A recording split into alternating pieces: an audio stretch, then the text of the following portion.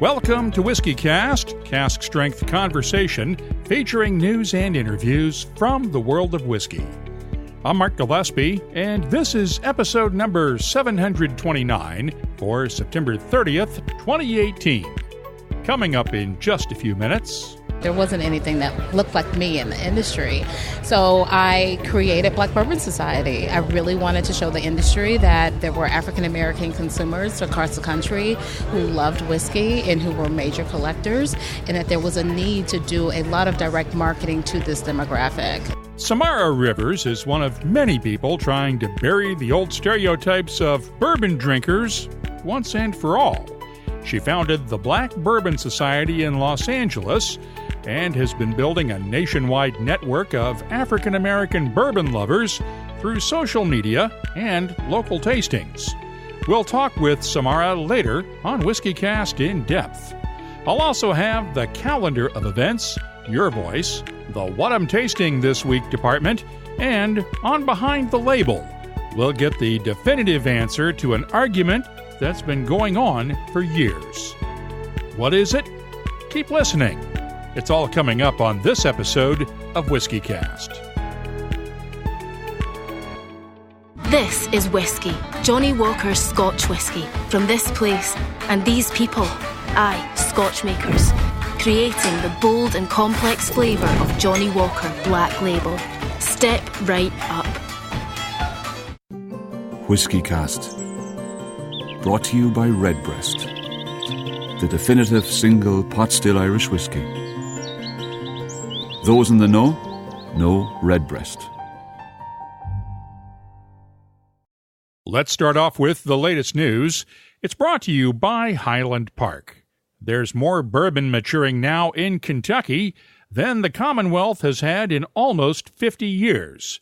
The Kentucky Distillers Association's annual report shows 7.5 million barrels of bourbon are maturing in rickhouses around the state. That's the most since 1972. When you add in rye and other whiskeys, along with brandy and other distilled spirits, the total comes to 8.1 million barrels as of January 1st of this year. With Kentucky's population currently at 4.4 million people, that's almost enough to have 2 barrels maturing for every single person in the state. The numbers are based on state revenue department data and include every distillery in Kentucky, not just those who belong to the Kentucky Distillers Association. Those distillers filled 1.7 million barrels in 2017. That's up 8.1% from the previous year, and also paid a record $23 million in barrel taxes to local governments and school districts. Kentucky is the only place where distillers pay property taxes on their barrel inventory while the whiskey is maturing. But here's a case where a tax break can be too much of a good thing.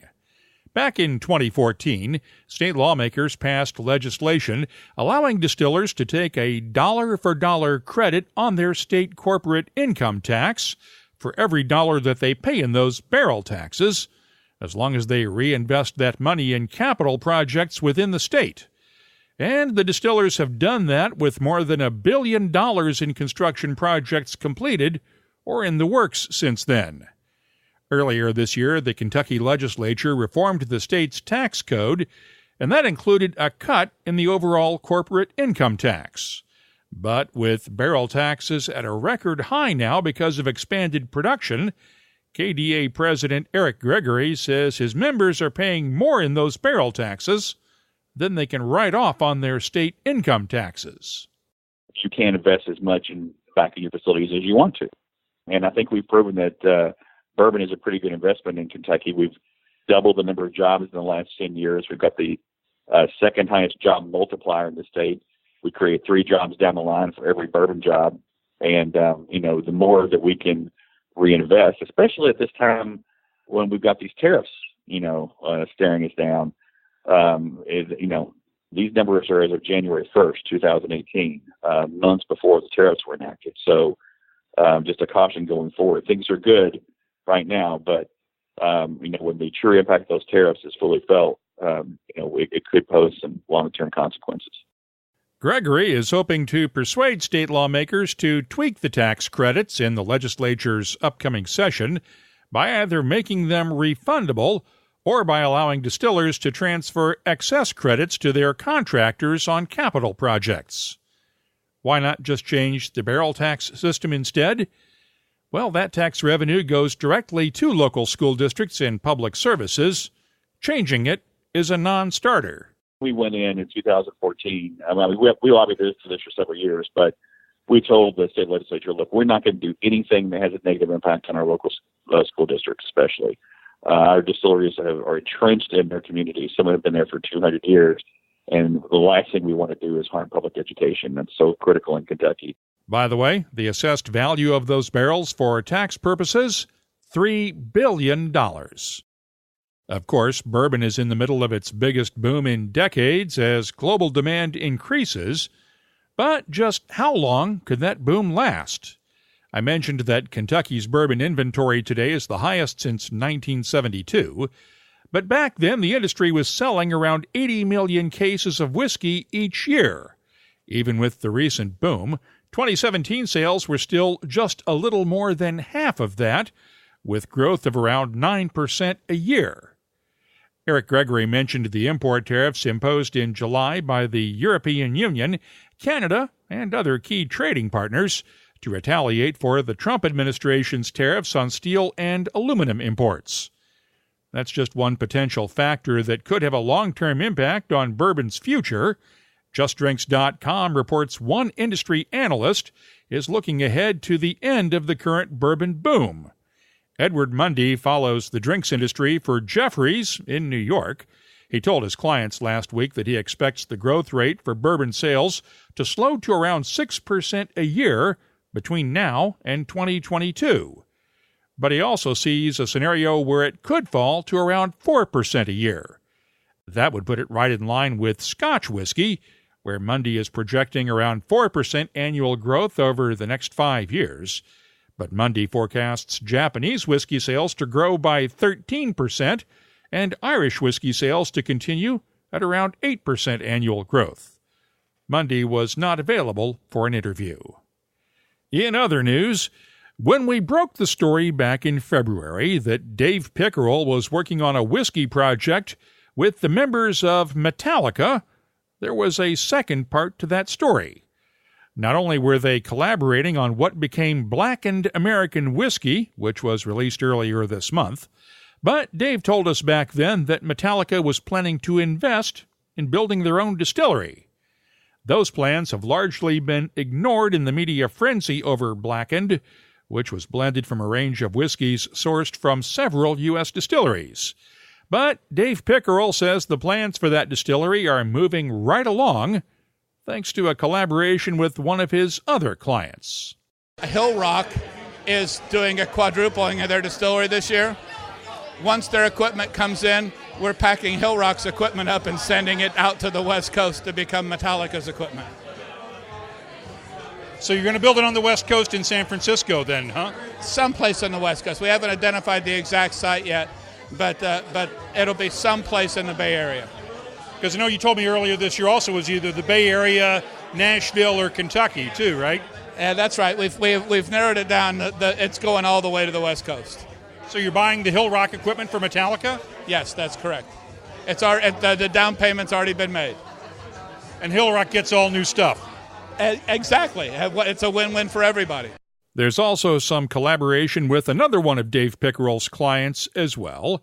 Blackened is being bottled on the bottling line at Whistle Pig Farm in Vermont, which is undergoing an expansion of its own. Dave says Whistle Pig is adding a still, but will not be replacing any of its distilling equipment, which is why none of that stuff is going out to the Bay Area. Though Whistle Pig's water cooling tower and chiller might just become part of the Metallica project. We'll keep you posted as more details become available. New whiskeys to mention now. Ardbeg's latest committee-only release goes on sale through the distillery's website starting on Tuesday. Ardbeg 20-something, 22-year-old, was distilled back in 1996 during some of the Islay Distillery's darkest days. It's bottled at 46.4% ABV and will sell to Ardbeg committee members for £440. That's around $573 a bottle. I received a sample this week, and I'll have my tasting notes for it later on. Tomaten is releasing a new 30-year-old single malt. It'll replace the 1988 vintage in the Tomaten range and is finished in first fill ex-bourbon barrels. It'll be available in limited amounts worldwide. The recommended retail price in the UK is £300 a bottle. In the US, it'll sell for around $450. The English Whiskey Company is releasing 2 new limited edition single malts, an 8-year-old peated whiskey matured in ex-bourbon casks, and an 11-year-old matured in Portuguese Cabernet Sauvignon wine casks. The 8-year-old will sell for £51.50, around $67 a bottle, while the 11-year-old goes for £56, that's around $73 U.S. British Columbia's Shelter Point Distillery has a new Canadian single malt out. Its double-barreled single malt is finished for exactly 1,993 hours in French oak barrels, according to the label. I'll save you the math. That's 83 days. It's bottled at 50% ABV. No word on pricing. I'll have tasting notes for it soon at WhiskyCast.com. Also out of Western Canada, Yukon's Two Brewers in Whitehorse is out with release number 11. This one is part of its innovative single malt range and is distilled using Munich malt, which is primarily used for making beer instead of whiskey. Maltsters take green malt and slowly bring up the temperature during the final stages of malting to enhance the sugar content before finally drying the grain. That is said to enhance the flavors of the final spirit. Two Brewers release number 11 will be available in Western Canada. No word on pricing. Japan's Nikka Whiskey is releasing 2 new single malts from its Yoichi and Miyagikyo distilleries. Both are finished in Manzanilla sherry casks, and 4,000 bottles of each one will be available later this month. They're priced at around $500 each. Finally, last December, we reported on Scotland's Glenesk Hotel after it claimed the Guinness World Record for the bar with the largest whiskey collection in the world. Admittedly, we reported on that with some skepticism, since the hotel claimed that record with just 1,031 different whiskeys, and we predicted the record wouldn't stand for very long. It has been broken, but not by another bar in Scotland.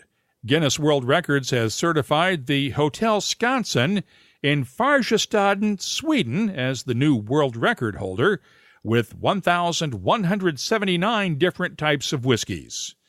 That is still well below the Artisan Restaurant in Wishaw, Scotland, which, last time we checked with owner Derek Mather last December, had more than 3,400 different whiskies on the shelf.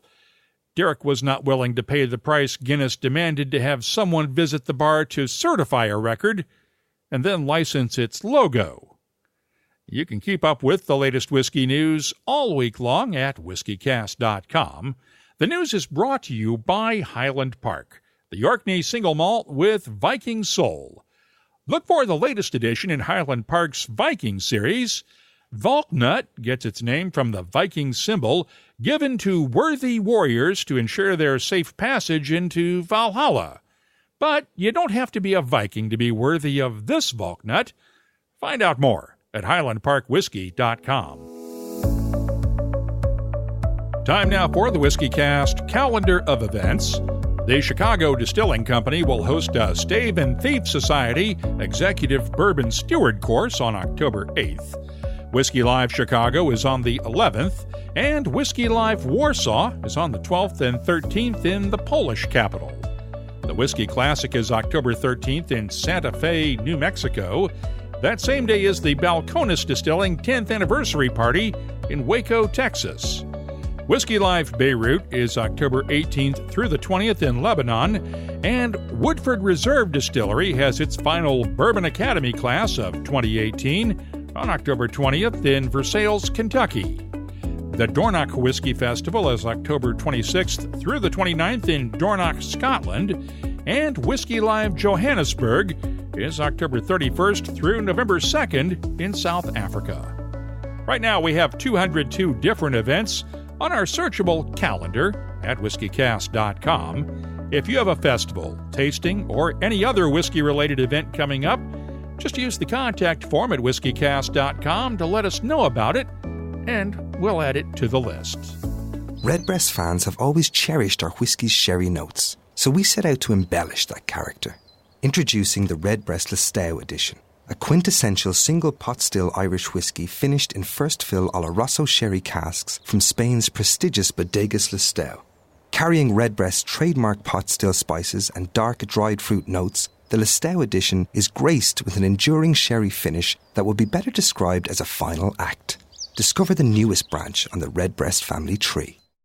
WhiskyCast In Depth is brought to you by Lagavulin. Pretend for a minute now that you're relatively new to whiskey. What's the first thing you might think of when you think of a bourbon drinker?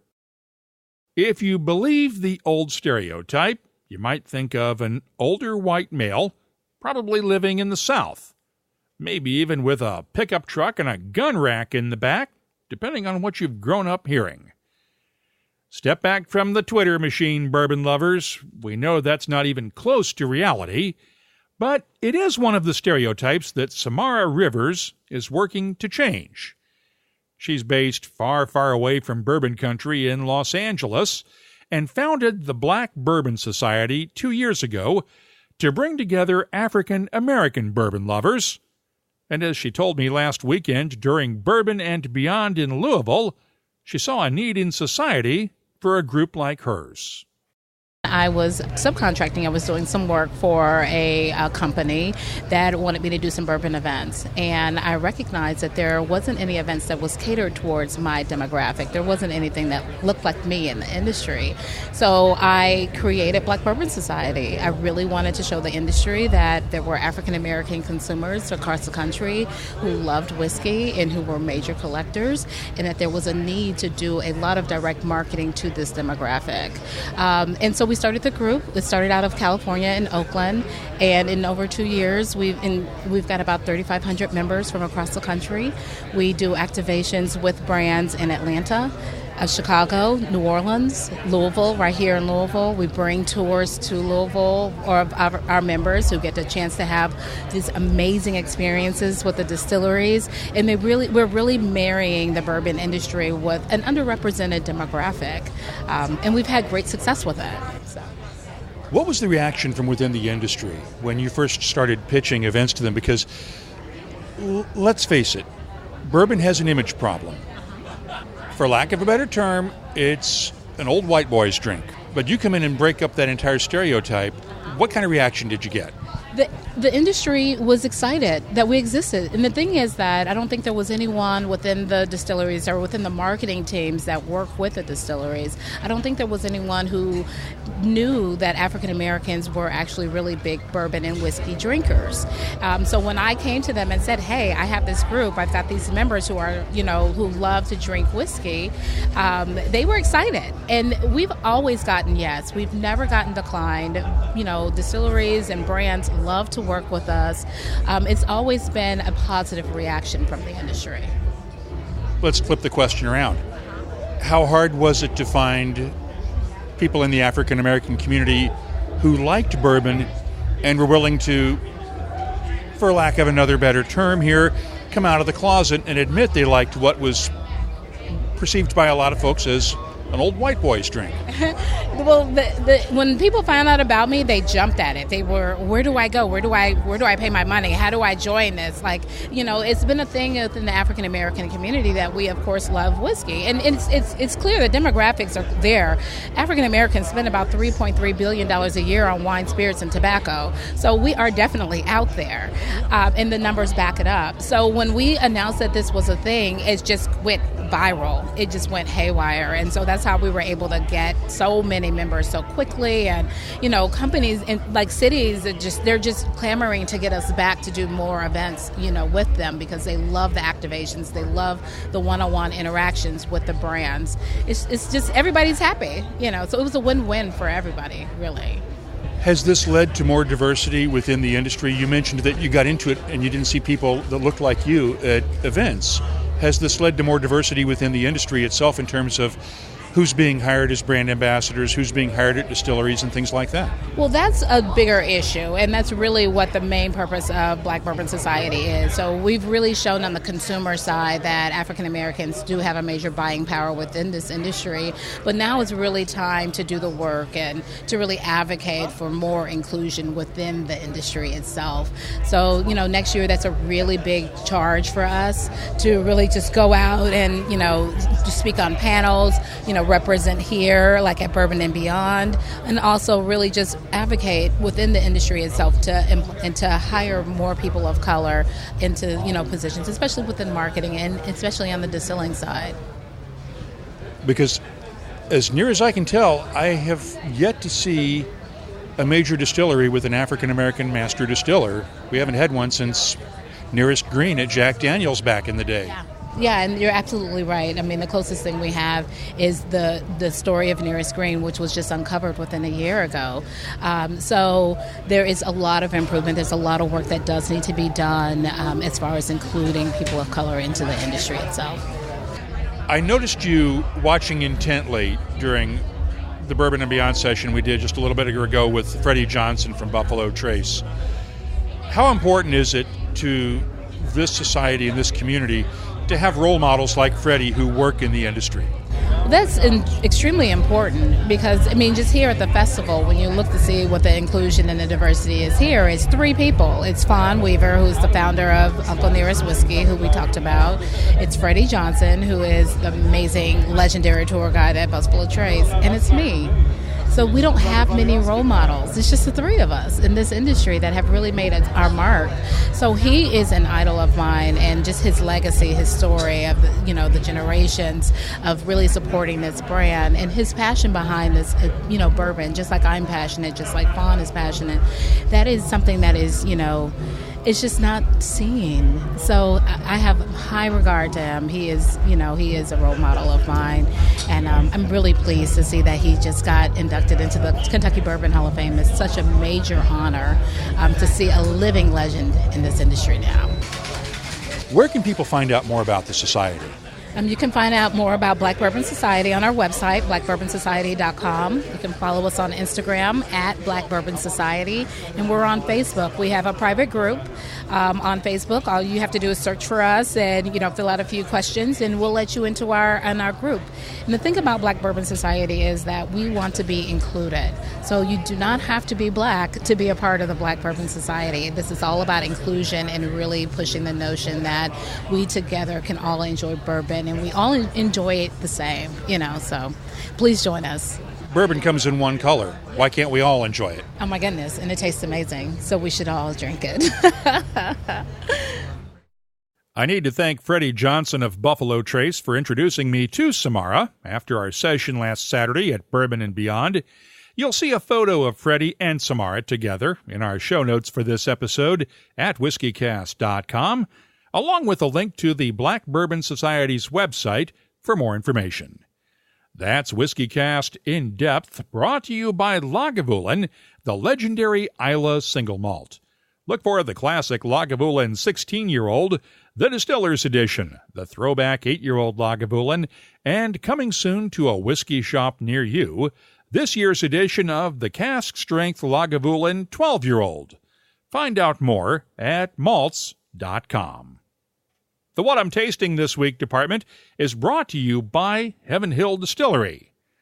Let's start off with the second chapter in Freddie No's Little Book series of whiskeys from Beam Suntory.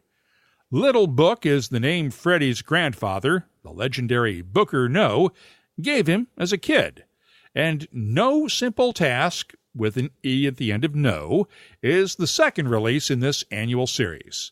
This time around, Freddie blended an 8-year-old Kentucky straight rye whiskey with 2 Canadian whiskeys, a 13-year-old Alberta rye whiskey, and a bit of some 40-year-old 100% corn Canadian whiskey.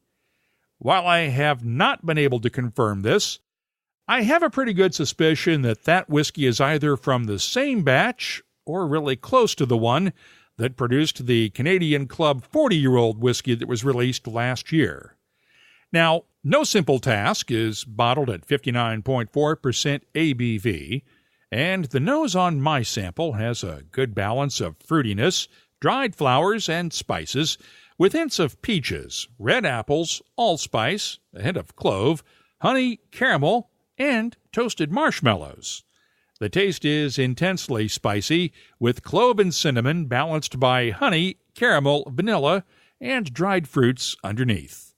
The finish is long and spicy. It fades away slowly and becomes slightly astringent with a subtle sweetness. Last year's Little Book was a tough act to follow, but Freddie's batting 2 for 2 right now. I'm scoring Little Book Chapter 2, No Simple Task, a 93. I mentioned the new Ardbeg 20-something, 22-year-old single malt during the news. I received a sample of it this past week. It's matured in ex-bourbon casks and bottled at 46.4% ABV. The nose has that classic Ardbeg peatiness, along with heather, a hint of brine, caramel, and toffee notes. The taste is peaty, peppery, and pungent, with a good smokiness that's balanced well by touches of black pepper, allspice, caramel, and honey. The finish is long with lingering peat smoke, heather, and just a hint of honey. It's an excellent single malt, and I'm scoring the Ardbeg 20-something, 22-year-old, a 93. I'll have more tasting notes in just a minute, but first, our tasting notes are brought to you by Heaven Hill Distillery, family-owned from the start, and proud to work with other family-owned companies on the Grain to Glass project. They're working with Beck's Hybrid and Peterson Farms to find unique seeds, grow them, and distill them into a special whiskey. Follow the project at heavenhilldistillery.com. Think wisely, drink wisely.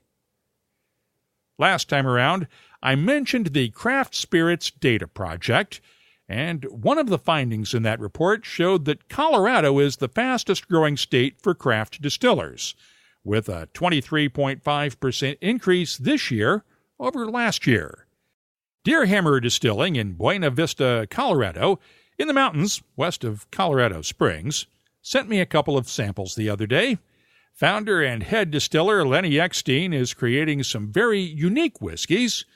Progeny Number 1 is a distillery-only release, and the backstory is a bit complex.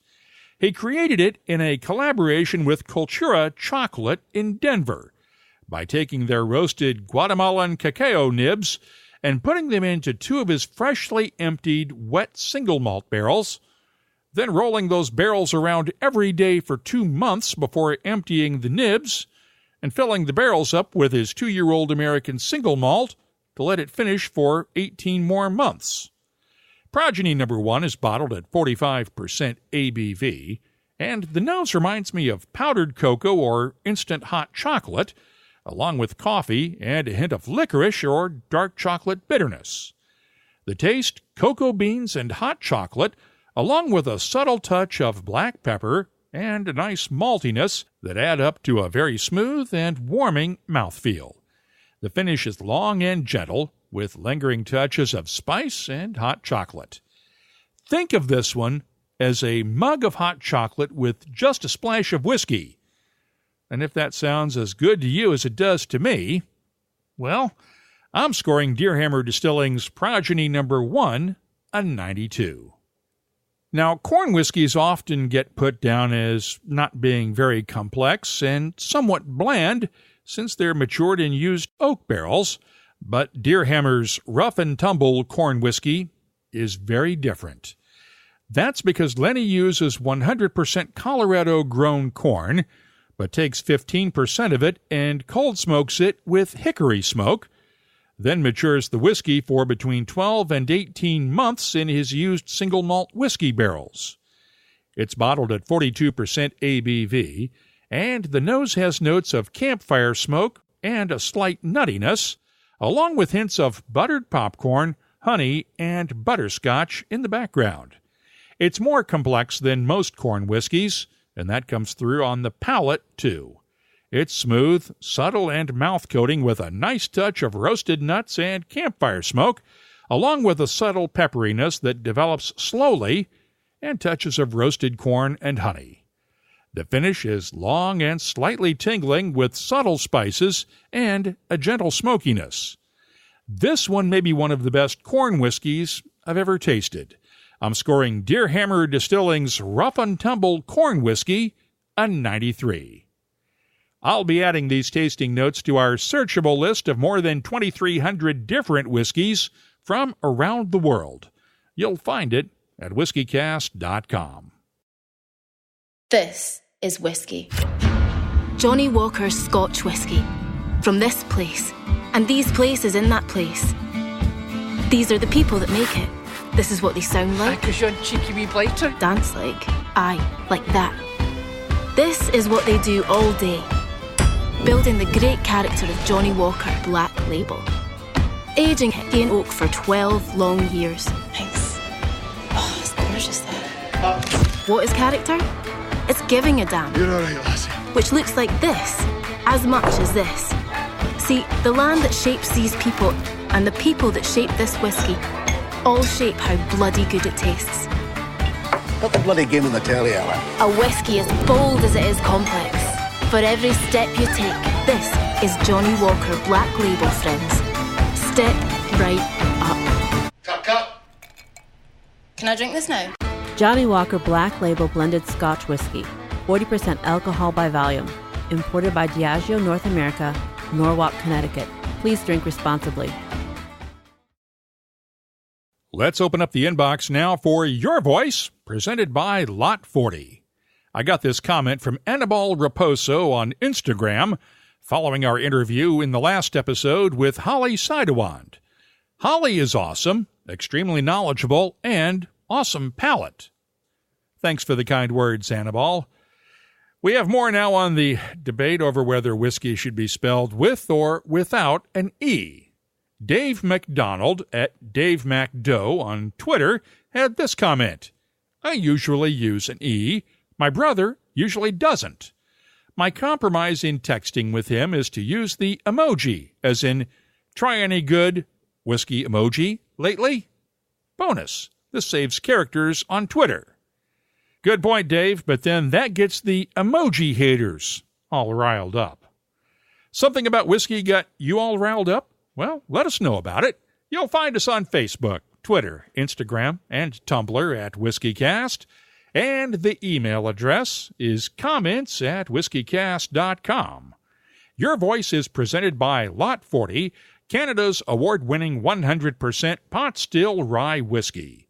Lot 40, unapologetically Canadian. Please drink responsibly.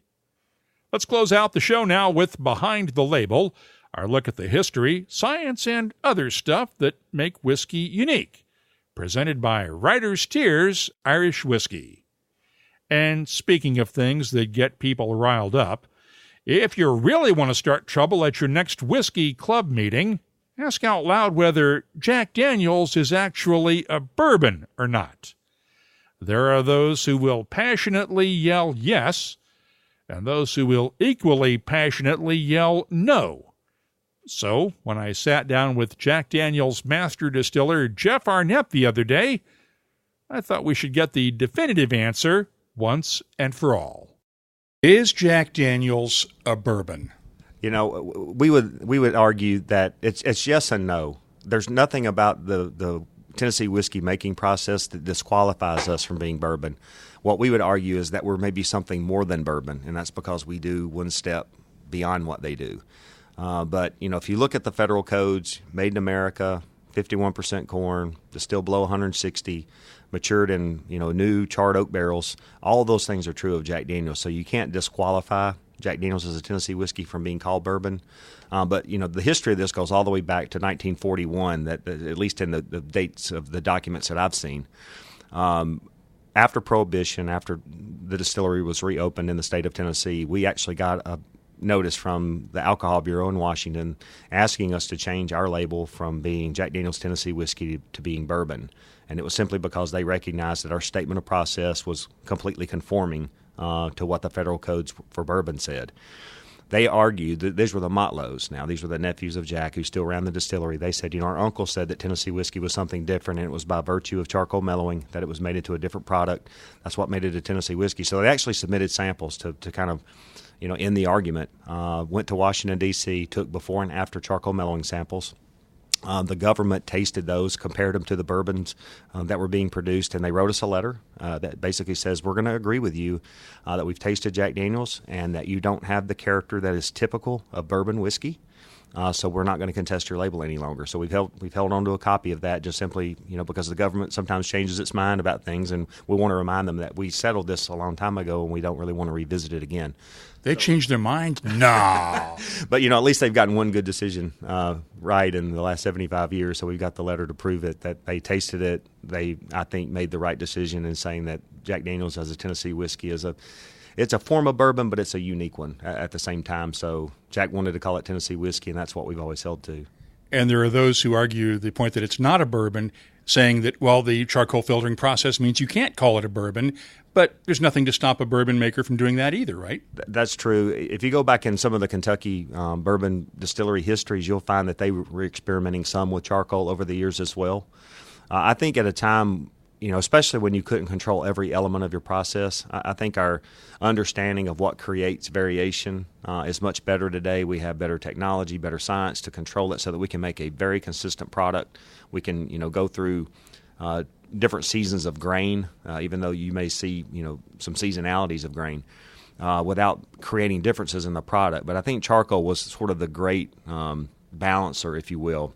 And I liken it, if you went to taste the tap water in 5 major cities, you would notice just drinking directly out of the tap how different those waters would taste. But if you put a carbon filter on them and tasted the filtered water from those 5 cities, it would probably be very similar, if not, indistinguishable of one another. It'd be very common. And I think that's what Jack was. I think that's why Jack did it. I think he was trying to make a consistent whiskey at a time that technology just made it very difficult to do. Because what we see today is that we might see a slight variation of character from still to still, day to day, very, very minor. Only an expert taster would even notice the slight differences. But when it goes through charcoal mellowing days later, it is spot on the same. And that it's that point of consistency that I think really defines Jack Daniels, that we're able to set an expectation of character and we can meet it consistently. And we can have you taste 2 bottles that are produced years apart, and you can't tell the difference in them.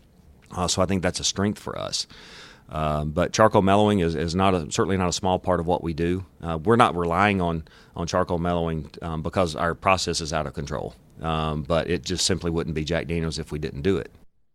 In fact, when the Tennessee legislature created a legal definition for Tennessee whiskey 5 years ago, they required that distillers meet the federal government's standards for bourbon and then use the Lincoln County charcoal mellowing process.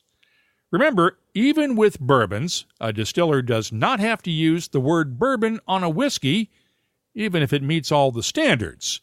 But you can't call it a bourbon if it doesn't meet those standards. If you have something you'd like us to look at on Behind the Label, just use the contact form at WhiskyCast.com to get in touch with us. Behind the Label is presented by Writer's Tears. Writer's Tears Copperpot, a unique triple-distilled premium Irish whiskey, combining single malt and single pot still. First fashioned in the 1700s and still a rarity today. Sure, as we say in Ireland, what's rare is wonderful. Writer's Tears Copperpot. That's all for this episode of WhiskyCast. You'll find links for the stories in this episode in our show notes at WhiskyCast.com. That's also where you'll find links for our WhiskyCast HD videos and the WhiskyCast Tasting Panel podcast, along with the latest whiskey news, events, photos, and much, much more. Our cask strength conversation continues all week long on social media. Look for us on Twitter, Facebook, Instagram, and Tumblr at WhiskyCast. Or, if you're not the social media type, you can always email us. The address is comments@whiskycast.com. We'd love to hear from you. WhiskyCast. Brought to you by Redbreast, the definitive single pot still Irish whiskey. Those in the know Redbreast. This is Whisky, Johnny Walker's Scotch whisky. From this place and these people, I, Scotch makers, creating the bold and complex flavour of Johnny Walker Black Label. Step right up. WhiskyCast is a production of Cask Strength Media, copyright 2018, and comes to you twice each week, usually from the charming, yet regrettably dry town of Haddonfield, New Jersey. I'm Mark Gillespie, reminding you that when you drink, please drink responsibly. Thanks for listening.